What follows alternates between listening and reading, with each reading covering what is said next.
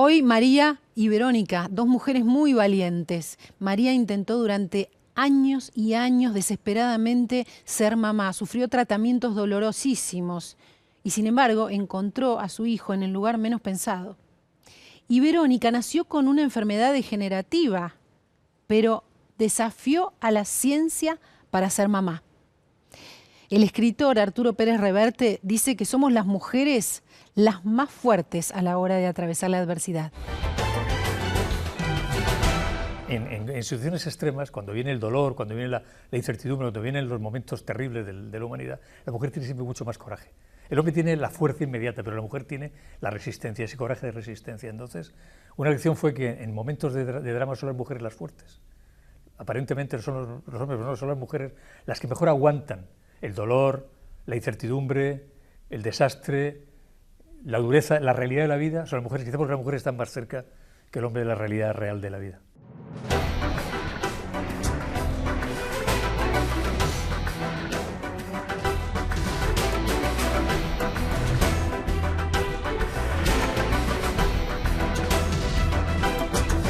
Me dio miedo, me sentí grande y no me lo esperaba. Decía que tenía un retraso evolutivo, que tenía problemas cardíacos, que tenía problemas renales. Hubo un momento en el que dije, elijo no ser mamá, porque no daba más. Porque no daba más. María Furlong. Hoy vamos a conocer la historia de María. María tenía 32 años cuando decidió ser madre y empezó a buscar un hijo. La historia de María es la del largo, largo camino que la llevó a conocer a su hijo. Desde que decidiste ser mamá hasta que pudiste serlo, hubo años largos y muy duros. Sí, cuando yo tenía 22 años me descubren que tengo endometriosis. En realidad el camino empezó ahí. Por lo tanto, el dolor físico lo atravesabas y seguías. Sí, no me importaba nada. No importaba inyecciones, tratamientos, operaciones también. Sí, muchas. Yo creo que te van a ser mamá desde que me regalaron la primera muñeca. Hay gente que en la vida tiene la ambición de ser una gran profesional, pero el objetivo en mi vida era tener una familia y ser mamá.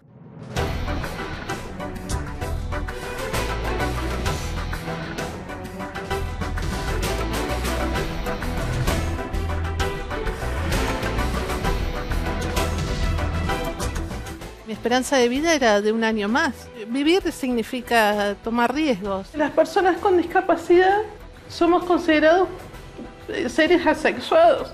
No cumplimos con los estereotipos físicos y de la estética, ¿no? De esa impotencia que te da de no poderlos levantar, de no poderlos atender cuando lloran. Ahí realmente me di cuenta de mis limitaciones. A pesar de padecer atrofia muscular espinal, a pesar de no poder caminar, a pesar de estar en una silla de ruedas, desde siempre, Verónica se animó a cumplir sus sueños. Verónica tiene 36 años, viene de La Pampa y es contadora. Las personas con una discapacidad como la tuya, en silla de ruedas desde toda la vida, no imaginan poder ser madres. Sí. Gran parte era por muchos preconceptos que hay sobre maternidad y discapacidad. No estamos acostumbrados a ver mamás con discapacidad. Yo misma tenía esa barrera. Hubo un momento muy duro en que dijiste quizás no soy mamá. Sí. Hubo un momento en el que dije, elijo no ser mamá. Porque no daba más. Porque no daba más. Cada vez que me hacía un tratamiento, la espera hasta que me daban el positivo o el negativo era tremendo. Para mí era el peor momento de todos. A mí no me importaba que me dieran inyecciones, esa era la parte que menos me... Siendo que no la pasas bien, por supuesto, ¿no? Pero para mí lo más duro era el decir, bueno, no. Porque no voy a seguir esperando ni el resultado del análisis, ni la respuesta de un mail, ni el llamado de un juzgado. No podía esperar más. Hacía 12 años que esperaba y estaba cansada. Yo nací y me crié creyendo que no estaba destinada a ser mamá, porque las personas con discapacidad somos considerados seres asexuados. No cumplimos con los estereotipos físicos y de la estética, ¿no? En general. Así que mi marido vino a romper con ese esquema que tenía, ¿no? De que no podía ser madre. Entonces él me dice, ¿por qué no? El no ya lo tenemos, intentémoslo. Entonces sentía que tenía que ser agradecida por lo que sí tenía y que lo que no tenía que hacer no era, bueno, que tenía que aceptar. Y hubo un momento en el que dije, bueno, elijo, hay gente que en la vida es mamá y otra que no, estoy en el segundo grupo, en el grupo que no puede.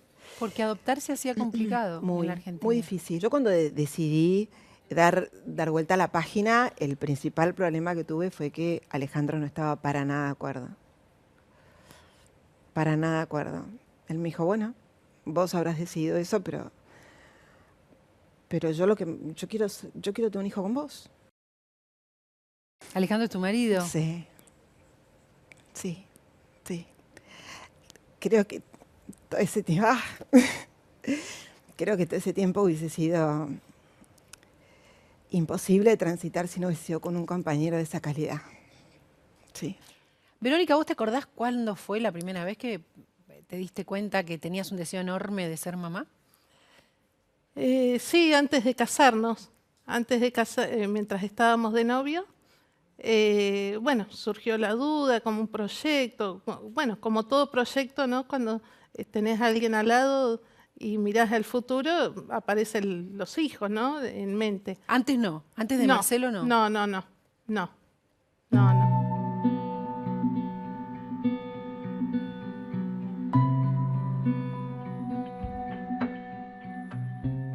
¿Vos te imaginabas que te ibas a enamorar, te ibas a casar? Sí, en eso sí.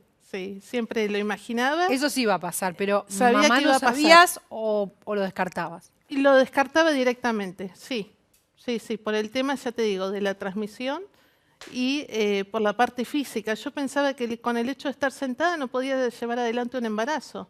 Y bueno, fuiste llevando adelante cosas que no eran fáciles como tener novio, salir, Exacto. casarte. Sí. Y en algún momento decidieron correr todos los riesgos. Sí, porque luego de hacer las consultas previas en lo que es genética, había que hacerse un estudio sobre, Marcelo lo tenía que hacer, a ver si era portador él de la enfermedad.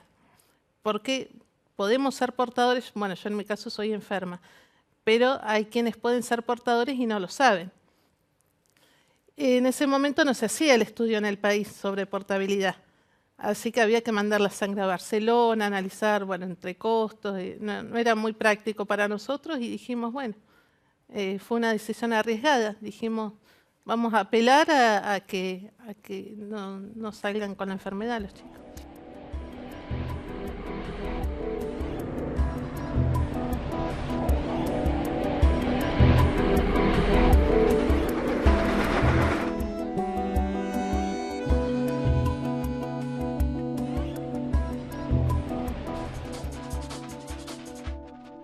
De adoptar fuera del país era algo que ni se te cruzaba. No, la situación en la que esto surge fue una situación muy especial. En esos 12 años de tratamientos y demás, fueron 12 años súper largos y fueron años donde nos pasaron un montón de cosas, donde tuvimos un montón de otras pruebas. Y entre las pruebas que tuvimos, un muy amigo nuestro tuvo un problema un problema de salud, una situación súper delicada, una situación donde estábamos todos... límite. Sí, una situación súper límite. Y nos quedamos solas en la sala de espera, lo acaban de llevar, y ella me mira y me dice, vos no podés no ser mamá. ¿Nunca pensaste en adoptar en Rusia?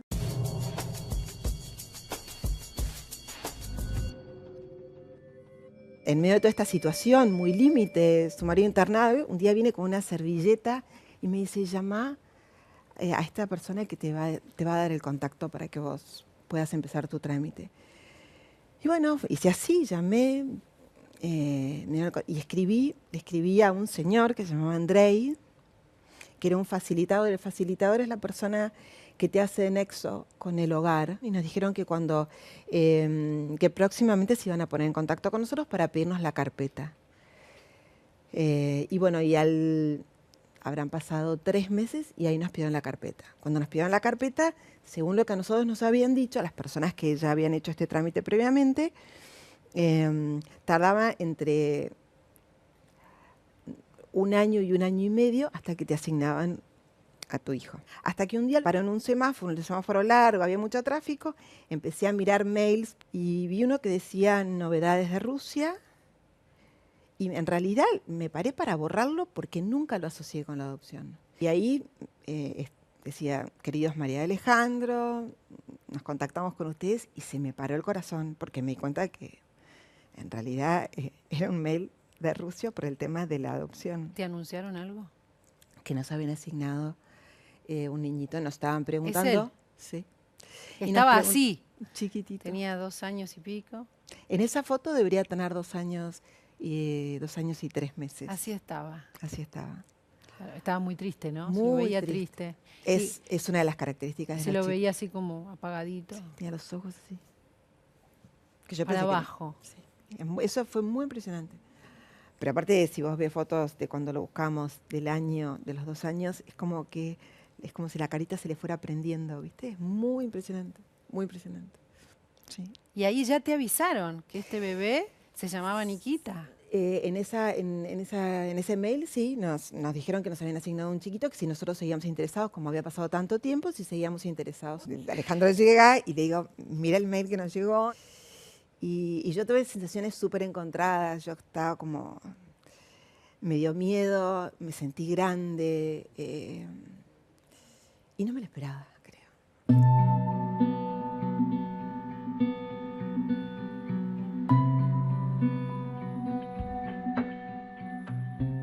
Tener un embarazo en silla de ruedas, y más de uno, Sí, también Sí. es riesgoso. sí, ¿no? es riesgoso, sí.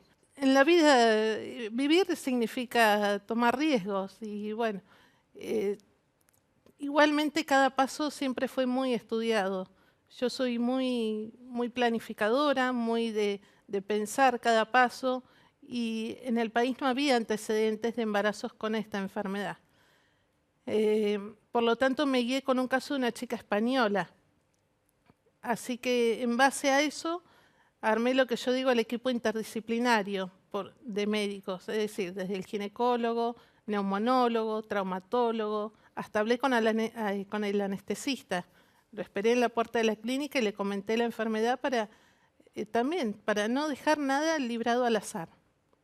¿Cómo fue ese embarazo o esos embarazos con la discapacidad? ¿Cómo fueron? El primero se transitó con mucho miedo, pero miedo a lo inesperado, a lo que podría llegar a pasar, porque hay cosas que uno las podía prever, pero no sabíamos cómo el cuerpo iba a reaccionar.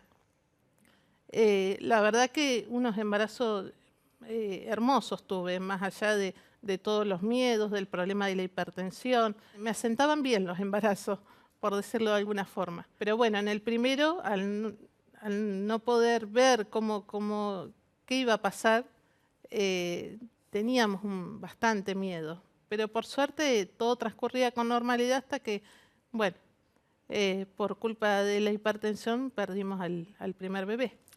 Pero no te desanimaste. No. ¿Lo volviste a intentar? No. Sí. Ya con el cuidado extra de la hipertensión, con mucho miedo a la pérdida, pero siempre con fe y esperanza de que iba a llegar a buen término. Y llegó. Y llegó. A los Lautaro. 7 meses de embarazo llegó Lautaro. Una visita. A ver. A ver. Y ahí Sí. nomás llegaste a este orfanato al que llamás hogar. Sí, alguien me dijo, anda tranquila porque te está esperando. Y fue verdad. Fue así, sí, Él estaba esperando a una mamá. sí. Y yo estaba esperando un hijo. Y de ahí en más, La primera etapa se llama la etapa de entrevista de aceptación, se llama. Uno viaja y convive con él, lo va a visitar al hogar y juega, interactúa durante toda la semana. Nosotros íbamos a la mañana y a la tarde, 2 horas a la mañana y 2 horas, casi 3 a la tarde. Y fue muy impresionante el cambio. Acá era un bebito realmente, tenía 2 años y medio, pero era un bebé. Era un bebito, corporalmente era... Y a los 3 días de esto fue un lunes, el miércoles ya era un nene. Ya tenía otra actitud corporal, jugaba de otra manera. Es muy impresionante por ahí. Empezó a aflojarse, Mirá. a sentirse seguro. Sí. Esto fue 3 días después. Esto fue el miércoles. Papá. Mamá. 3 días después ya 3 días decía después. mamá y papá. Esta es la primera vez que dice papá y mamá. Mamá. De hecho, no sabía lo que quería decir papá y mamá. Papá. Papá. Mamá. Te abrazo grande. Esa es la primera semana también, Sí, ¿no? Con el papá. ese es el mismo día que del video anterior, el tercer día. Ahí está. ¿Otro? Oh, ahí está. Esto los fue el abrazos, miércoles a la tarde. jugando. Sí, Muy bien. O sea que hubo unos meses donde no se vieron sí. y le fueron contando a Y se Nikita. ve que le dijeron que nosotros íbamos a volver ¿Cuánto tiempo duró eso? 3 meses. Uy, qué duro. Durísimo.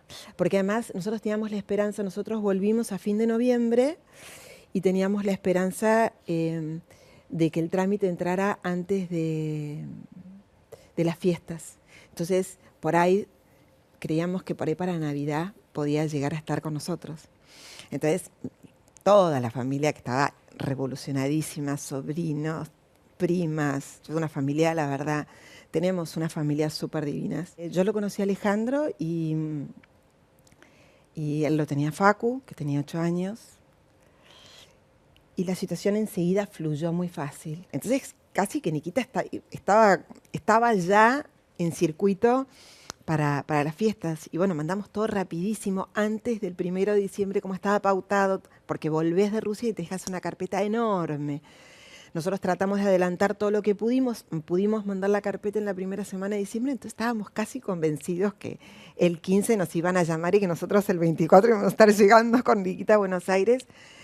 No solamente no pasó eso, sino que pasó todo diciembre, pasó todo enero, y pasó febrero, y el 20 de febrero, el 23 recibimos el mail diciendo que teníamos que viajar, porque el 27, El primer abrazo. sí, el 27 nos tenía que ver la asistente social del ministerio jugar con Nikita. Así que hicimos todos rapidísimo. Cuando llegamos estábamos súper ocupados con toda esta cuestión de los trámites que había que hacer, ir a muchos médicos, hacen mucho hincapié en todo lo que es salud. ¿Por qué consulta con los médicos? ¿Él tenía algún problema? El informe médico de Nikita sí, decía que tenía un retraso evolutivo, que tenía problemas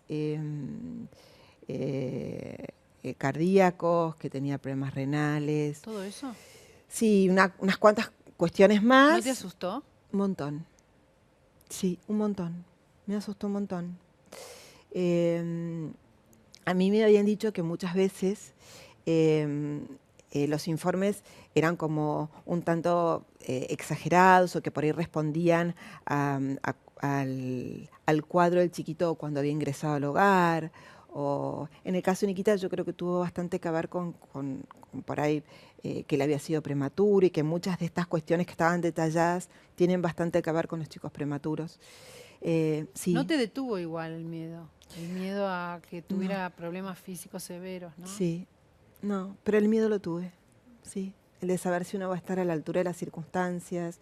Y el tema de la salud siempre fue un tema que yo priorizaba un montón cuando, de hecho, inclusive cuando me hacía los tratamientos y te preguntaban, ay, pero ¿qué te gustaría, si te quedás, qué te gustaría que sea? A mí no me importaba que fuera, me importaba que estuviera sano, ¿no?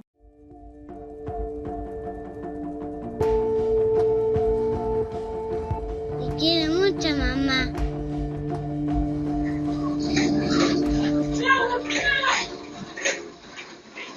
Y bueno, y después de Lautaro, la vida se complicó un poquito, ¿no? Familiarmente, con los cuidados, éramos 3 ya. ¿Cómo hizo Marcelo para Y organizarse? yo digo que se desdobla. Tenemos varios Marcelos en casa. Porque seguramente tiene que ayudarte Sí, mucho a vos, ¿no? sí, a mí, y bueno, los chicos son muy chiquitos, muy seguidos.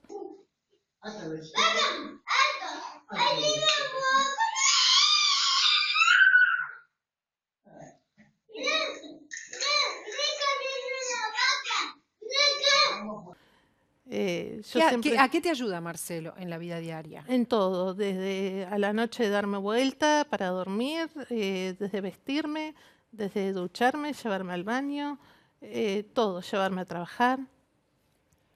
¿Todo eso hace él? Sí, ¿Y sí, le queda todo. tiempo? Y le queda tiempo para trabajar, medio así entrecortado de a ratos. Se hace también unos minutos para ir a mi trabajo, vuelve, me busca, la cena, todo. Wow. Sí, es especial. Tiene un Verónica, carácter muy especial. ¿cómo se animaron a un segundo hijo? Y bueno, por insistencia un poco de él también. Siempre soñamos con que Lautaro tenga un hermanito. Y de por sí nuestra vida es muy difícil y complicada, y sumar otro bebé más a la familia. Y bueno, acá estamos, ya con Alina con 1 año, y la verdad que nos arreglamos bien, sí.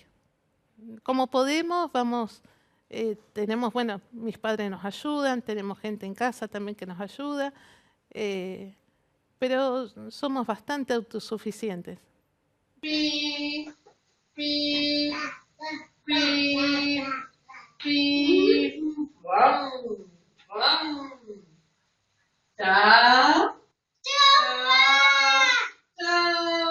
¿Cómo es tu relación con los chicos?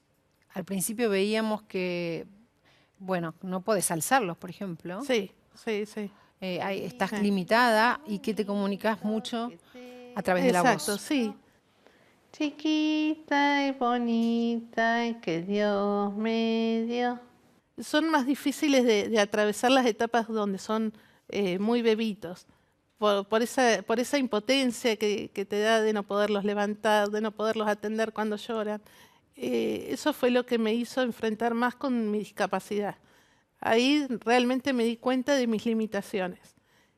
A medida después de que crecen, de que van desarrollando más autonomía, es más fácil, porque los puedo acompañar en otros procesos, en el aprendizaje, después seguramente en la escuela. Entonces es distinto, pero es difícil cuando son muy bebés.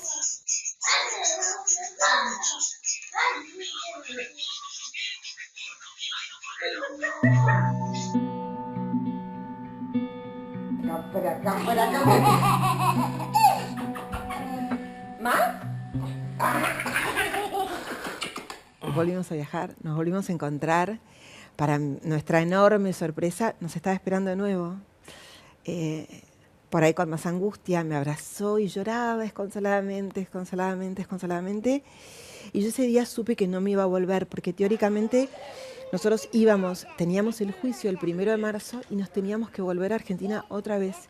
Y después teníamos que esperar que la sentencia quedara firme y teníamos que volver a viajar para buscarlo. Y ese día cuando salimos del hogar yo le dije al pelado, yo no tengo ganas de volverme, yo me quiero quedar. Nos tenemos que quedar, no nos podemos volver a separar de él. ¿Y pudieron? Sí, y en el juicio pedimos permiso y la jueza nos dio permiso. Contrario a lo que nos imaginábamos, porque el juicio era como súper formal. Podrían haberles dicho que se vuelvan al país, Sí. ¿no? Acá en la Sí. Argentina, pero se quedaron ahí. ¿Cuántos días en total? Casi 50. ¿Cómo era ese lugar? Era un hotel que era la parte de abajo de una empresa. El departamento estaba muy bien, era impecable. Y a mí lo que más me sorprendió y una de las cosas que yo más rescato de todo ese tránsito era que éramos felices con nada. Un elefante necesita un chupete gigante. nosotros en el departamento que teníamos, era como una especie de apart donde vivíamos, teníamos una olla y una sartén, ¿Nada más? nada más. ¿Para cocinar? Sí, cocinamos durante 50 días con una olla y una sartén. Y además nos pasó que un día dijimos, bueno, vamos a comer en un restaurante lindo. Y no sabíamos cómo pedir la comida. Porque no tenía dibujitos el menú, porque estaba todo en ruso. ¿Qué era señas? ¿Cómo se manejaba? No, bueno, Cuando no tratás de había un mirar. idioma en común, inglés o... Y sí, la seña era Las como, señas. sí, te das cuenta que uno habla mucho más de lo que necesita en realidad. Casi 50 Todos días. los recursos, incluidos los económicos, puestos en esto, ¿no? Porque Casi había 50 que dejar de días. trabajar No, nos llevamos todo para seguir trabajando. de lejos, desde Sí, lejos. sí, sí. Uno, dos y tres. Y todos esos días lo viste, Nikita. Todos los días, 3 horas. ¡Ey! ¿Quién sos vos? ¡Ey! ¡Ey! ¿Quién sos vos? Nikita. ¿Y vos le podías explicar, ir explicando que quizás se iban a otro país? ¿Cómo se habla con un bebé que es ruso? Yo, la verdad que al principio lo que traté de hacer fue lo mismo que uno haría con un bebé de 1 año y medio, ¿no? Que por ahí, o de 1 año, que por ahí tiene un nivel de comprensión bastante básico y que uno tiene que enseñarle a comunicarse. Yo durante el primer periodo me manejé bastante de esa manera con Nikita, muy corporal, usaba pocas palabras, trataba de que fueran siempre las mismas. Trataba de ser bastante gráfica a la hora de hablar con él, como para que le resultara fácil. Vení, sentate, dame un abrazo.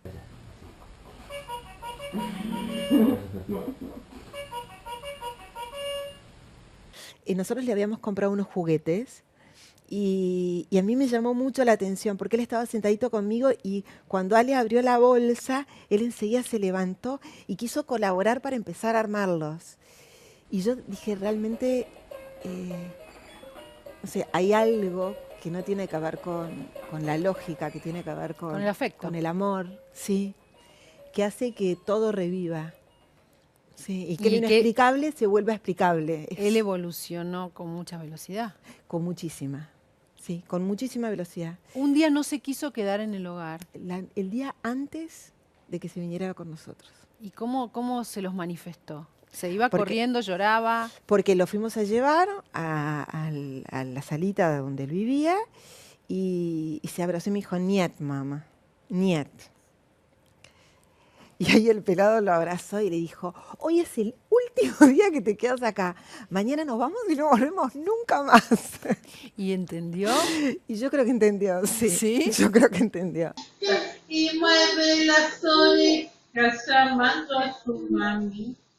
Y su mamá le dice, pórtate bien, Alina, porque te voy a dar chacha en la colita. Ellos saben, preguntan, se Sí, acercan, están Sí, acostumbrados están a acostumbrados. verte sí. así. Sí, todavía no pregunta o no detecta que hay una diferencia porque él la tiene muy, digo, él por Lautaro, Alina todavía mucho no entiende, pero Lautaro tiene muy internalizada la silla de ruedas. Cuando vos dibujás a la familia, a mí me tenés que dibujar con la silla de ruedas. O salimos a pasear y él me pone los pedales, me empuja. Bueno, ha convivido desde bebé con esto y... Pero te las ingeniaste, ¿eh? Sí, ahí sí. cuando vemos cómo la cunabas, Sí, eh, sí. has encontrado, Sí, le has sí, encontrado sí. la vuelta Sí. a muchas Sí, cosas que sí, parecen imposibles. Y sí, desde darles de comer, bueno, cambiarlos o bañarlos no, pero trato de estar presente en el momento, de hablarles, canto mucho en mi casa para dolor de ellos, de sus oídos, pero la verdad que... Pero además, esto que veíamos recién, digamos, hay cosas concretas que lograste hacer, ¿no? Sí, Con sí, la sí. silla de ruedas, desde Sí. la silla. Sí, todo lo que yo pueda hacer desde mi lugar, trato siempre de hacerlo. ¿Cómo es jugar con ellos, por ejemplo? ¿Cómo se juega con los chicos desde la silla? Sí. No, bueno, mucho con las pelotas y siempre alentándolos. Y y juegos de mesa también. ¿Preparan los motores? ¡Sí! ¡La rata de la cadena! ¿Listo?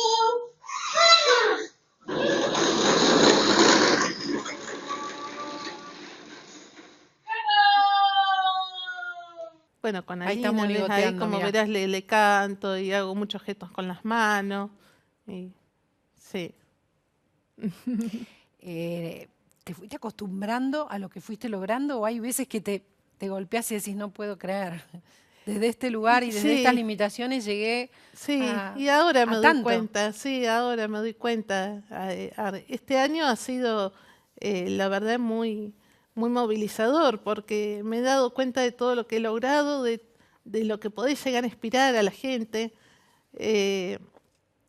Y yo antes pensaba que, digo, ¿qué tengo de distinto? O sea, hago todo lo que hace la mayoría. Y no, ahora me doy cuenta que no todos tienen las mismas oportunidades, ni esa misma fuerza. Así que lo que pueda llegar a inspirar un poquito a alguien con discapacidad o no, porque a veces no se trata de la discapacidad, sino de la fuerza de uno, ¿no? Para enfrentar la vida.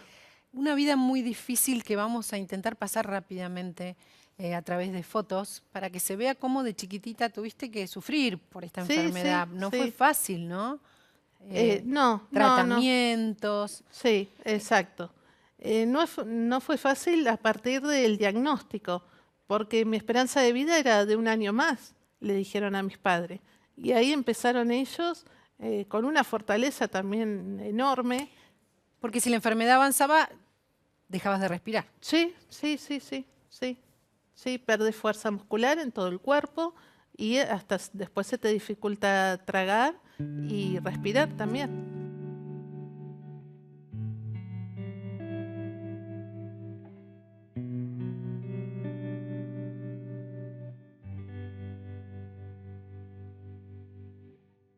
Ahí estamos viendo algunas fotos de distintos momentos de tu vida.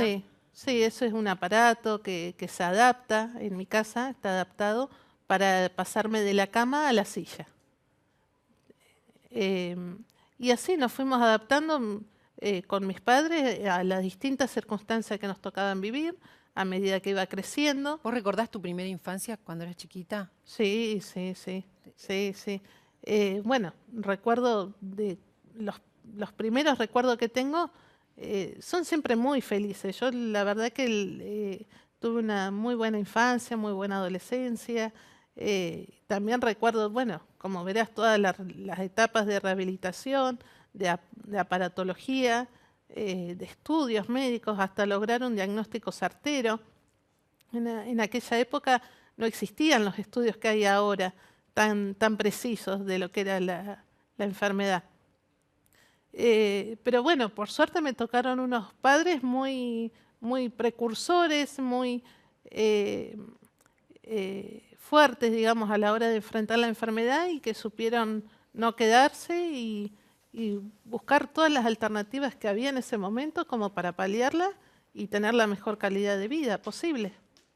Y no solo eso, lograste detenerla. O los médicos. ¿Cómo? Sí.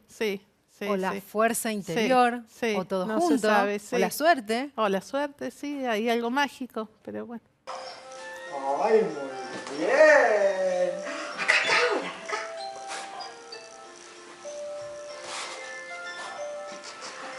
Tía, aprendiste ruso y él aprendió castellano. ¿Un poco de ruso? Sí, es mucho más el castellano que él aprendió que el ruso que pude aprender. ¿Habla yo. bien en español? Perfecto. Habla muy bien en español.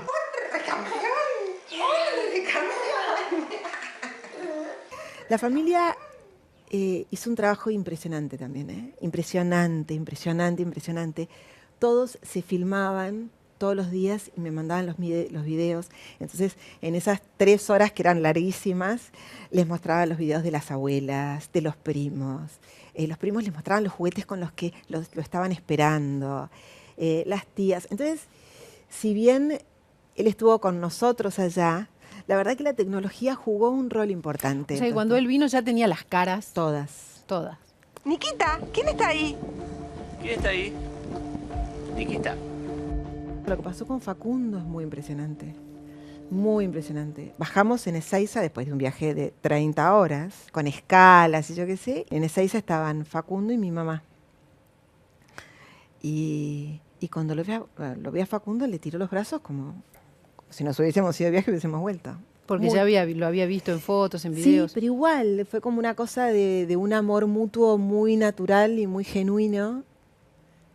En el jardín se hace el importante porque tiene un hermano muy grande. No, porque mi hermano es enorme. Es como importantísimo. No sé, la verdad que yo estoy tan agradecida, tan agradecida, tan agradecida, que por eso siento que tengo que estar al servicio. Es una manera de agradecer. Abrir la historia de él tiene que ver con eso, con agradecer y y por ahí con llevar una esperanza a quien la está empezando a perder. Papá. Mamá.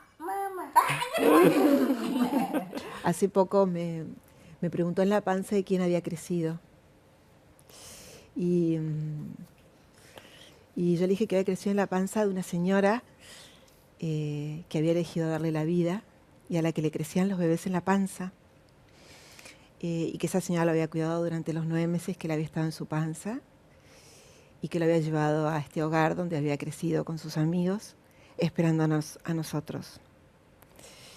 Y que siempre íbamos a rezar por esta señora que le había podido dar la vida. Porque si ella, porque ella había sido, ella había hecho posible que yo fuera mamá y que fuera mi hijo. Y a mí me parece muy importante, yo realmente tengo un enorme agradecimiento por esta persona que no sé quién es y a la que me encantaría tener cerca para decirle gracias. Y él lo entendió. Yo creo que sí, yo creo que sí. Sí, ya lo entendió y me miró y me dijo, entonces yo no crecí en tu panza. No.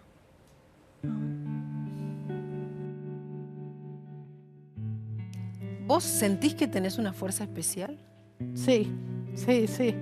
Sí, la siento porque por ahí comparás situaciones con otras personas y vos decís de qué se quejan o por qué no luchan como uno lucha todos los días. Todos tenemos más o menos los mismos problemas, ¿no? Porque es lo que siempre he sentido, que siempre he tenido una fuerza especial para enfrentar las cosas, la discapacidad, las barreras.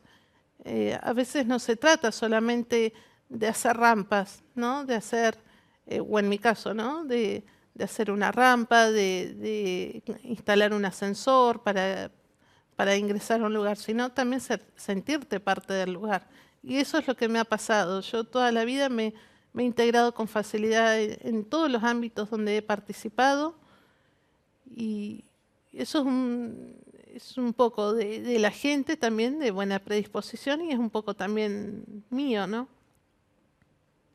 Vos no te asustás si viene un problema. No, hay que resolverlo. Ese es mi pensamiento. Sí. El tema está en cómo los enfrentás y a mí me gusta resolverlo. Yo tengo un problema y como sea, trato de resolverlo, no estar viendo, dándole vueltas, no, sino terminar una cosa, pasar a la otra. Y me sirve mucho tener objetivos, tener planes, tener sueños. Eso es lo que me mantiene a mí siempre entusiasmada, ¿no? De levantarte cada día. ¿Y hay momentos en que estás triste o te angustiás, o te preocupás? Sí, por supuesto, preocupada vivo siempre, ansiosa vivo siempre. Y ahí, ahí el rol de Marcelo cobra mucha importancia porque él es el que me calma, me contiene, me acompaña en mis delirios, que yo siempre digo, él siempre me acompaña en todo lo que emprendo y también me sabe calmar, ¿no? Cuando yo siempre me pongo muy ansiosa o planifico mucho, vivo pensando en todo, mi cabeza no para. Lo que no podés mover, lo mueve Marcelo. Sí, sí. Marcelo es un poco tus piernas, ¿no? Marcelo, sí, es mi complemento, es mis piernas, mis brazos. Eso, ahí está. Dale un poquito más, un poquito más. Eso, muy bien. Ahora falta de este lado, a ver. De este lado. Me falta el dedo, hijo. Sí, arriba, a ver abajo. Abrí la boca. Eso, ahí está. La cabeza siempre sigue siendo mía, porque mi cabeza no para, pero después del resto es el mejor compañero que pude haber tenido, ¿no? Viajás y querrías seguir viajando, ¿verdad? Sí, sí, sí, sí. Sí, amo viajar, nos encanta. Ahora están un poco suspendidos los viajes por el tema de los chicos, son muy chiquititos, pero siempre nos gustó pasear y donde podíamos, bueno, si se daban las condiciones, siempre íbamos, ¿no? ¿Nunca te faltaron fuerzas? ¿Nunca tuviste ganas de largar todo? No, no, no, no, no, no, no.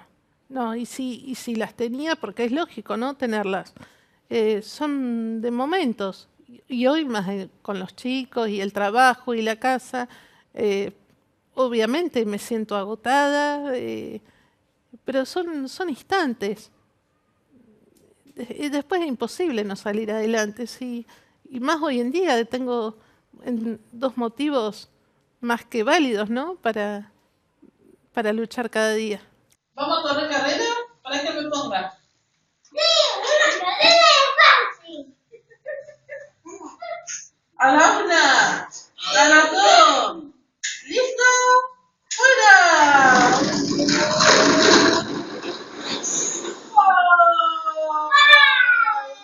No. Y bueno, ahora mi sueño es dejarle lo mejor a mis hijos.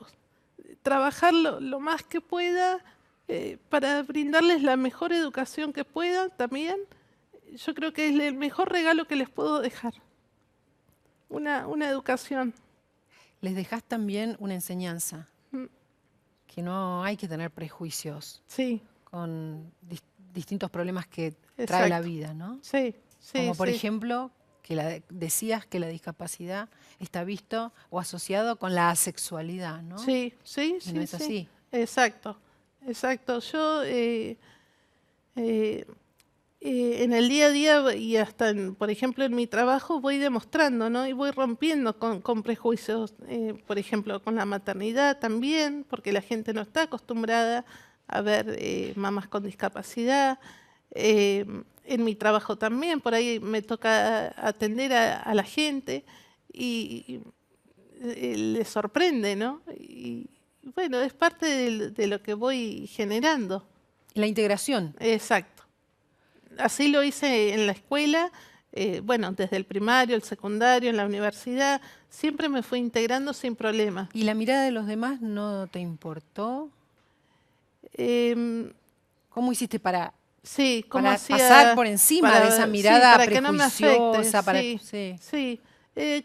Yo creo que un poco con orgullo propio.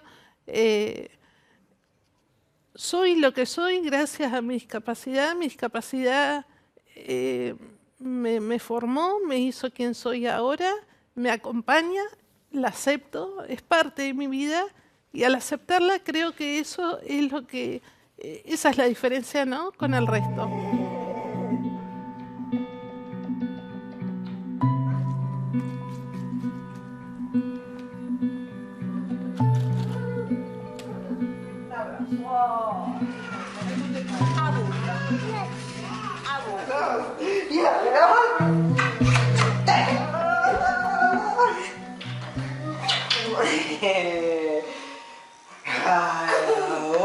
¿Pensaste en volver a Rusia alguna vez con él? Sí, me muero de ganas. ¿Sí? ¿Por qué? Y me muero de ganas de volver al hogar. Y yo estuve mucho tiempo y tuve mucho contacto. ¿Tenés ganas de ir con él de nuevo y encantaría. mostrarle? Sí. A mí me encantaría. Sí, me encantaría. Y siempre lo hablamos con Alejandro. Creo que vamos a esperar a que sea más... No es que creo, vamos a esperar a que sea más grande. Y yo voy a respetar, vamos a respetar mucho lo que él quiera también, ¿no? Me parece que es su historia y... Y si no, irá sola. Y sí, pero yo me muero de ganas de volver a ese hogar. El día que nos íbamos, la médica que lo recibió en el hogar. Nikita llegó de muy, muy, muy bebito al hogar. Fue del hospital al hogar. Y la médica que lo recibió el día que nos íbamos me abrazó y nada, y fue tan cariñosa conmigo y me dijo, Nikita va a ser tan feliz con ustedes, estamos tan contentos. Y yo en realidad técnicamente no entendía lo que me estaba diciendo, pero a medida que me lo decían, más allá de que me lo traducían, yo lo iba entendiendo, una sensación muy rara. María, ¿sentís como cierta obligación como mamá de vincularlo con su cultura? Sí, yo tengo una enorme gratitud. La verdad que es mi segundo país. Sí, tengo una enorme gratitud por el pueblo ruso, un pueblo muy especial, muy sensible, un pueblo que muchas veces los rostros no ponen de manifiesto la enorme sensibilidad que nosotros comprobamos que tienen, ¿no? No sé, yo me encontré con gente impresionante. ¿Qué aprendieron María y Verónica de todo esto? Lo cuentan ahora, después de la pausa.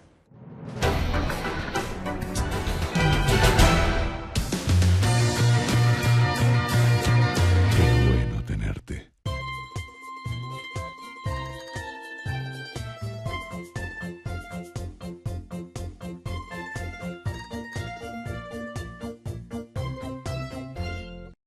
Vení, jugá, divertite.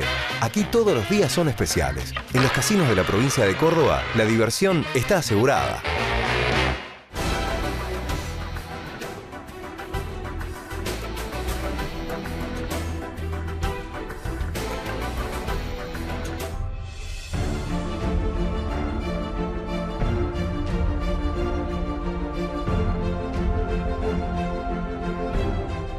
Si pensás en un seguro para vos, pensás en nosotros. San Cristóbal Seguros, tu compañía. 100% criadores. Criadores para los que más saben de perros. Ya sabes que cuando lleguen tus amigos van a comer pizzas. Lo que no sabes es qué vas a hacer con las cajas que te van a quedar, ¿no? La caja de pizza es reciclable. Solo tenés que sacarle la parte sucia. Para más información, entra en buenosaires.gov.ar/Ciudad Verde. Buenos Aires Ciudad. En todo estás vos.